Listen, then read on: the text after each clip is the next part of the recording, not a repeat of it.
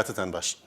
بینەرانی خۆشەویست هەرو جۆرەی کە لە هەواڵەکانیش ئاگادار بوونەوە و چەند ڕۆژ لەمە پێش باسێک لەوە کراوە لە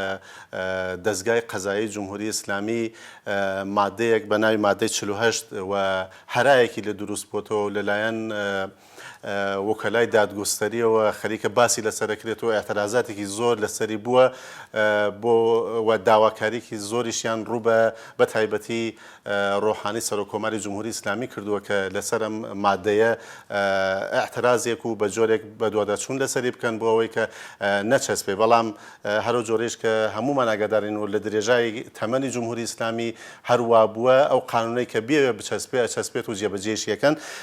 ئێستا لەگەڵ میوانی بەڕێزمان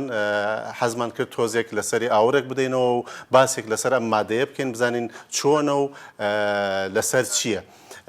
لەگەڵ کاک ئەمجاد حوسێن پەناهی چالاکی مافەکانی مرۆڤ. کاک ئەمجاد بەخێر بێ بۆ بەرنامەی ئاور.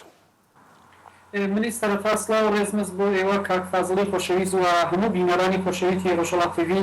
و زۆر سپاسانەکەم کە بۆ مداخەتە بە منتان ڕەخسانەوە. کاک ئەمجاد هەروە کە خۆشتان باشتر ئاگادارن وەزعیەتی ناوخۆی ئێران بە جۆرێکە لەوانەیە جاروبار ئەگەر هەواڵێک ئەگەر قانونێک ئەگەر مۆزوعێک پێش دێت و باس لەسەر یەکرێ بە بۆنەی ئەوەی کە زۆرتر محدودترە و ڕاگەیاندن بەو شێوەی ئازاد و ڕەهایەنیە کە لە دنیا هەیە جاروبار ڕاستی ئەو مادەیە یان ئەو قانونە باس ناکرێت یان ڕووداوەکە بۆیە لە سەرەتا پێم خۆشە تۆزێک لەسەر ئەم مادەی 48 باسێکی بە بینەرەکانمان ئاگادار بن لێ. هەروەک ئاگادارن ئەسەن کولی مەسەلەی ئەمنیەت لە ئێران و دۆسیە ئەمنیەتەکان مەسەلەی کە ڕەبتی بە دادگا انقلاب و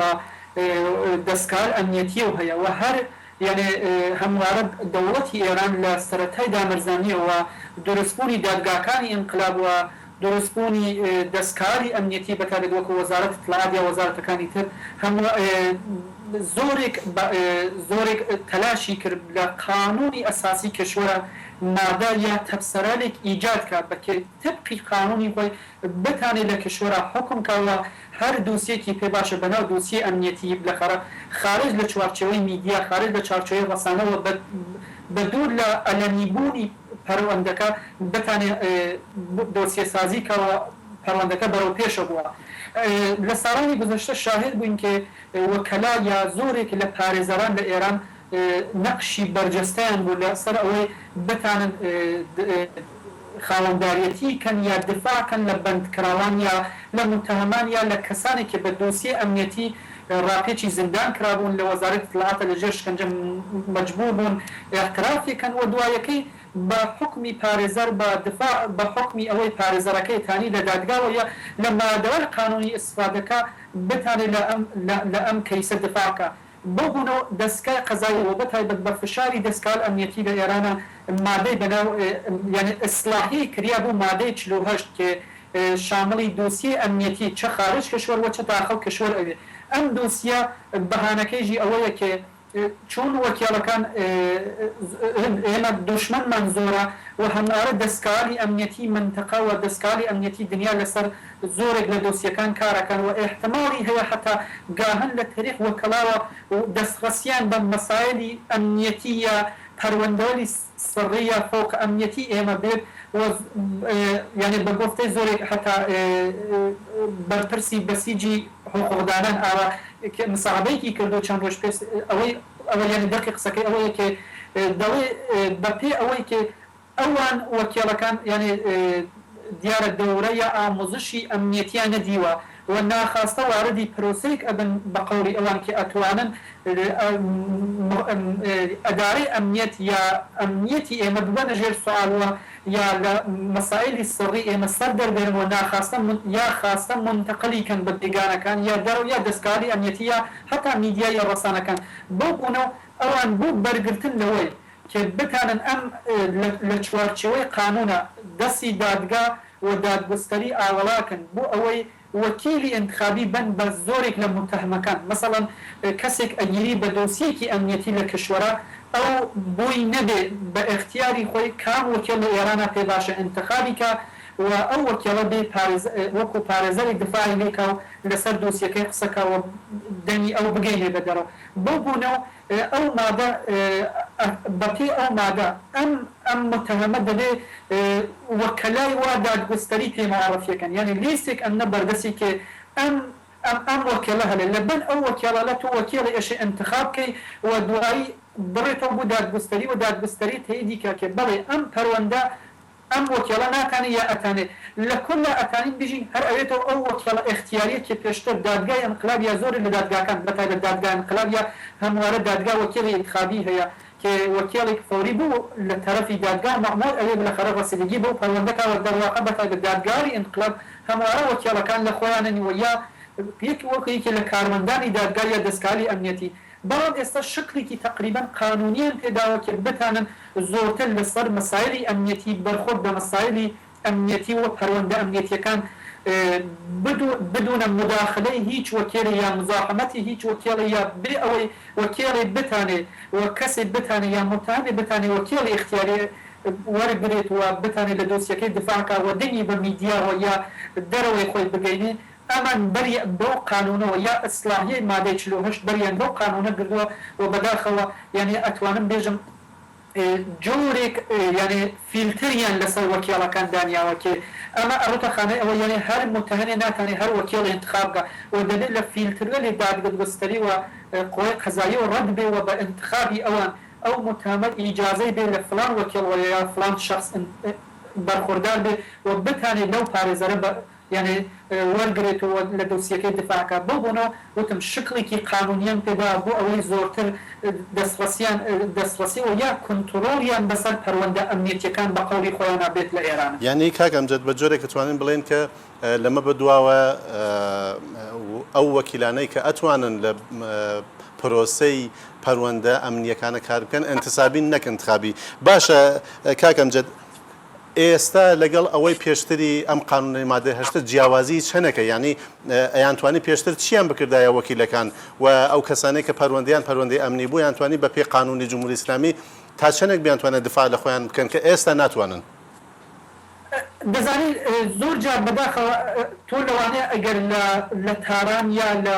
زۆر شوێنی تر ئەگەر بڕوانی لەوانەیە زۆر جار قانونەکە سەرقی کردەوە یا وەکێڵی گەورە و یا ساحب نەفوس تانیە بێت لە پەروەندەیەکی ئەمنیەتیە دفاع لە پەروەندەکەیەکەوە دەنگی بگەینێتەوە بتانێت حتا گاهانیش نەجاتیدا لە کوردستان و یا لە شوێنەکانتری شاهد بووین بەڵام ئەمە زۆر بە ندرەتە مەسەڵەن لە واردیمان بووە لە خەلیلی بەهرامیان و بکرێت تا زۆرتر هەموارە وەکەلایەک بوون لە ئێرانەکە زۆرتر پەروەندە ئەمنیەتەکانیان بۆمتە بووە و زۆر باشی تانیانە دفاعکەنەوە بتانن بیسەلمێنن کە ئەم متهمە بلەخەرە پەروەندەی ئەمنیەتی بۆ دروست کراوە دەرواقع خودی ئەمنیەت خودی شخصەکە سن کەسێکی خەتەر نیە بۆ ئیدارەی ئەمنیەت یا بۆ بەخەتەر ئەنداختنی ئەمنیەت ئەتوانین بێژین یعنی تۆ زۆر جار هەموون خەلیل بەهرامیانم وت خۆی هەموارە یعنی گیراوەوە مەوردی ئازار و ئەزیەت و یا فشاری وەزارەتی ئیطلاعات بووە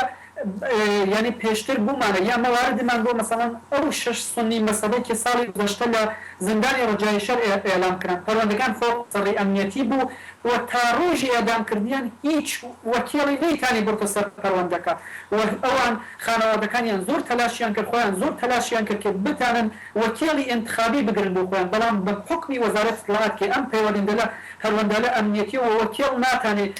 وەکێڵی ئازاد ناتانێت دەسترسی بەم پەروەندە لە بێت بۆیە نەیانتانیوە ئەمە اعتراضی جامعی بینالمللی و جامعی يعني حقوق بشري لك وتوكي أما فرا قانونية وغير تبقي قانوني أساسي ويا قانوني أجراء قانوني دادگاه كيفرية دادگاه انقلاب أتوانن هر متاني وكيلي انتخابي انتخابك بوبنو أم تبصريان إصلاحية كر ويا إصلاح كر كبتانن تبقي أو قانونا دسي دسكال أمنيتي ودسكال يا قوى قضائية دادستان باس كن که بتانه تبقی قانون اجازه به هر وکیل ندا دسترسی به هر پرونده کی به و بداخل دیمان ل 36 سالی گذشته ل کردستان بتانه همواره شاهدی ام قانونی ننوشته بود یعنی تو اگر بزنی هر استیج زیاتر ل 20 چالاکی کرد محکوم به اعدام زوریان هر است وکیلیانیه امرو من خبركم تيجيش كجواهي فوتي علي وحبيبي أفشاري دو بندكراري سياسي كماوي لو بل زنداني أمي أدام كران دراب خانواتكي ئەگەر بزانم حتا ڕۆژی ئێدامکردنەکەیژیان ئەم دووبندکراوە وەکو نمونە وەکیڵی اختیاریان نەبوو دوو وەکیڵی انتسابیان بوو لەلایەن دادگا بوویان انتخاب کرابوو دیار بوو و ئەو وەکیڵە لەخەرق یعنی تبقي يعني او الدفاعي لقانوني اساسي والدفاعي للرياكيه دادقا وحكمكي اطلاعات كد او الدفاعي يقول زندانيه كنا كردو بداخله وديار الدوسيه كشون امنيتي بوا هر وكيلي كان يبغوا استش دتوانن بجم شكلي قانوني عند ودسي قانوني وكلاو بارزباني ما بارزباني من ايران بستتر كردو بو نتانن ازادانه دسترسيان به هر پرونده‌ای که متهمکه داوای کرد لإيران باشە کاکەمجد ئاماژەت بە وەزیرەتی کوردستانی ڕۆژهەڵات کرد بە تۆزێکیش لەسەرەوە چاوێکی لێ بکەین بزانین چۆنە هەر لەم ماوەیە کە بڕێک ئەتەرازات و ناڕەزایەتیەکان خەریکە ئەکرێت بە نسبەت ئەم مادەی 48 کە دەستکاری بووە لە زۆربەی شارەکانی ئێران ئەگەر خەریکە ئاوەها بزوتنەوەیەک ئەکەوێتە ڕێ بەڵام لە شارە کوردیەکان جۆرێک بێدەنگی هەیە ئایا ئەم بێدەنگیە هۆکارەکەی ناگەڕێتەوە بۆ ئەوەی کە هیچ ئومێدێکیان بەوە نییەوە ساڵەهای ساڵە هەرەوەی کە خۆتان ئاماژەتان پێکردم 36 ساڵە هەر بەو شێوازە خەریکە پێشەچێ بۆیە کوردەکان لەوانەیە هیچ ئومێدێکیان بەوە نەبێت کە گۆڕانکارێک دروست بێ من بە سەرەتایەک مەساڵی بچووکتان وبێنەوە هەر ئێستا ئەگەر لە دەهڕۆژی گوزەشتۆ شاهد بووین هاوکات لەگەڵ مذاکرات و مەسەلەی دووسیە ناوەکی لە ئونیۆن پایتەختی ئۆتریش کە بەڕێوەچێ دەوڵەتی ئێران وە قۆی قەزایی و بەتایبەت سازمانی زیندانان لە مەرکەز و لە زیندان ئەوین زیندانەکانی تری مەرکەز بەتایبەت دەستی دا ئازادکردنی زیندانیانی سیاسیەوە و زۆرێک ئەوانەی کە ئەسان یەک سێوم حکمیان کێشاوە خەریکن ئازاد دەکەن و دڵخۆشیان بە زۆرێک لە بنەماڵەکان داوە بەڵام لە کوردستان ئەبینین بەرعکسەکە یعنی وەکو نمونەیەکی سادەی کە پێم باش بۆ باسی کەم بەداخەوە لە کوردستان هەموارە دووسیەی بۆ کوردستان و یا ئەسان قەزیەی کوردستان یان مەقۆڵەی کوردستان لە نەزەر کۆماری ئیسلامی و مەقۆڵەیەکی کامەڵەن ئەمنیەتیەوە بە چاوی ئەمنیەتیەوە لە 36 ساڵی گذەشتە لەم بەشەی لە ئێران ڕوانیانە لە تەرەفی ترەوە خەڵکی کوردستان یا کوردستانی ڕۆژهەڵات هەمیشە ئەم حکوومەتیانە بە حکوومەتی خۆیان دەزانیوە هەم میوارە کارکردوە یا بالاخره دەستاوەردی ئەم حکوومەتە نیشاندەری ئەمە بۆ ئەم خەڵکەکە ئەم حکوومەتە لە تاران هەر ئاڵوگۆڕی بەسەر خۆیان دێرێ هەر جوورێتە خەڵکەکە بەرخوردکە بەڵام لە کوردستان هەر ئەو دووسیەوە هەر ئەو مەسەلەی ئەمنیەتی بووی مەترەها نمونەی مەهابادمان بی لە ماوەی گذەشتە تا ئێستش بە سەدان کەس لە بازداشتن ئێستەکەیش خانەوادەکانیان ناتوانن هەتا چاوپێکەوتن لەگەڵ بنەماڵەکانیان کەن ئەو جوورە بەرخوردە وا لە کوردستانان هەیە و ئەو جۆرەوە دادگاکان انقلاب و وەزارەتی اطلاعات دەستکاری ئەمنیەتی حکمیان هەیە لە کوردستان بەداخەوە یا بە خۆشحاڵی و هەتا بێژم چۆن ناکەنی لەخەرە لە تارانە ئەو جۆرە دەسەڵاتیان نییە و ئەو نمونەی ئەو قانونی ئیسلاحی قانونی 48 باوەڕکەن لە کوردستان ئەسڵان ئیسلاحیش نەبووە بەڕێ و چووە لە کام دووسی ئەمنیەتی دیمان ئەسن یا وەکەلای کورد لە ئێستش لە کوردستانە ئازادانە ئەتانن دەم دەربڕن دفاع لە مەوەکەلەکەیان کەن دفاع لە زیندانیەکە کەن و دەنگی بگەینن بە کۆمەڵگای دەوڵەتی ئێمە شاهد بووین شاهدی زیندانکردن و ئەزیەتکردنی دەیان وەکیل بووین ماوەی لێوبەر مەسعودی شەمسنژادمان دی کە 4 مانگ زیندانی کێشا فقط لەوە دفاعی لە زیندانیەک یعنی ئەو مەوەکلەکانی کردبوو کە زیندانی سیاسی یعنی بەداخەوە وتم ئەمە کارکردی 36 ساڵی گذەشتەی کۆماری ئیسلامی ئەوەی نیشان بە خەڵکی کورداوە کە ئەم ڕژیمە لە مەرکەز و لە ئەسەن کولی ئێران هەر ئاڵوگۆڕی بێرێ هەر ئەسلاحی لە قانونەکانی خۆیاکە و هەر ڕفۆرمێکە بەڵام لە کوردستان بەداخەوە هەمان کاسە و هەمان ئاشە یعنی هەر 36 ساڵی گذەشتە تایسە چۆن ئەمەڵی کردووە دیمانە و ئێستش ئەگەر حتا نمونەی هەر باش من لە کۆنفرانسێکە لە ژنێڤ ئەوە مۆدوتم نمونەی هەرە باش بوو ئەوەی بیسەلمینی ئەم ڕژیمە بە چاوی ئەمنیەتی و چاوی لە کوردستان و خەڵکەکەی کردووە زیاتر ئێستا زیاتر لە 50% چالاکانی سیاسی لە ئێران کوردەکان تشکیلێدەن لە هیچ زندانێک لە ئێرانە پەیاناکە چالاکی کورد بند نەکراوێ زۆرترین مەحکومین بە ئێدام کوردەکان زۆرترین ئێدامانی سیاسی لە دەهەی ئەخیرە هەر کوردەکان بوون یعنی زۆرترین ئەسان دۆسی ئەمنیەتی ئێستش هەر شامەڵی کوردستان و چالاکانی کورد و